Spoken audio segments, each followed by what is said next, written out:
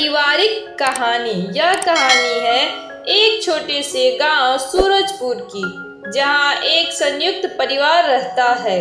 परिवार के मुखिया दादाजी हरिशंकर अपनी पत्नी दादी जी सावित्री और अपने बच्चों और पोते पोतियों के साथ मिलकर एक सुखमय जीवन जीते हैं। हरिशंकर जी एक मेहनती किसान थे। उन्होंने अपने जीवन को अपने परिवार के लिए समर्पित कर दिया। उनकी पत्नी सावित्री जी घर के कामकाज संभालती थी और बच्चों को अच्छी शिक्षा देने के लिए हमेशा प्रयासरत रहती थी। उनके 3 बेटे थे, राजू, मनोज और दीपक। राजू बड़ा बेटा था और शहर में नौकरी करता था।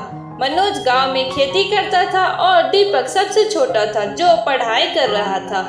परिवार में प्यार और एकता थी, लेकिन समय के साथ बदलते हालात ने उनकी जिंदगी में कुछ चुनौतियां ला दी। दादी जी अक्सर पोते पोतियों को परिवार की पुरानी कहानियां सुनाती थी। एक दिन उन्होंने बताया, हमारे दादाजी ने इस जमीन पर बहुत मेहनत की है। यह केवल एक खेत नहीं बल्कि हमारी पहचान है।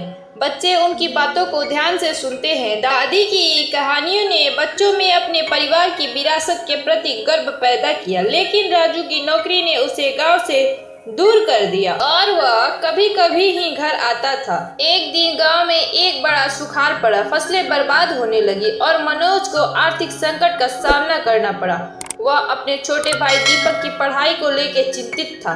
दादाजी ने मनोज को आश्वासन दिया, हम मिलकर इस समस्या का सामना करेंगे। एकता में ही बल है। इस कठिनाई ने परिवार को एकजुट किया। सावित्री जी ने अपने रिटायरमेंट फंड का इस्तेमाल करके मनोज की फसल को बेचने का निर्णय लिया। यह निर्णय पूरे परिवार के लिए एक चुनौती था, लेकिन सबने मिलकर प्रयास किया। सूखे के कारण राजू को अपनी नौकरी छोड़कर गांव लौटना पड़ा।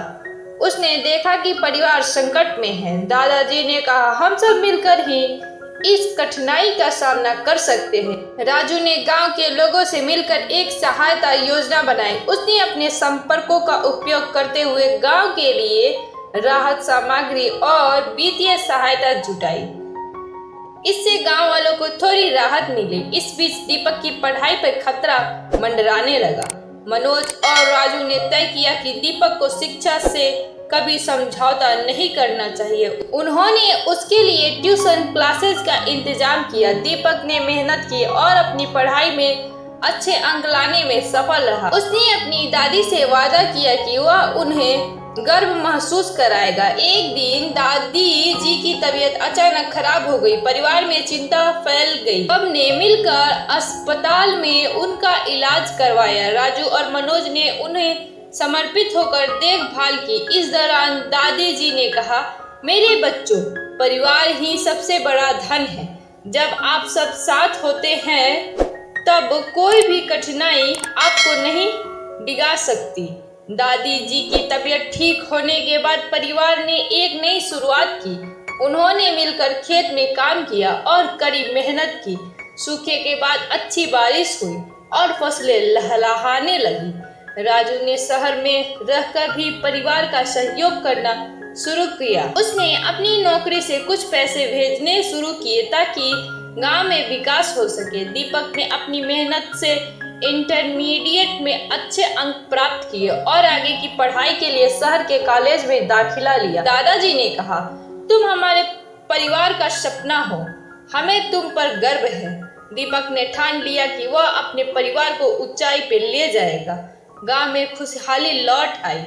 मनोज ने अपनी फसल को अच्छे दामों में बेचा और राजू ने अपने पैसे का सही इस्तेमाल किया।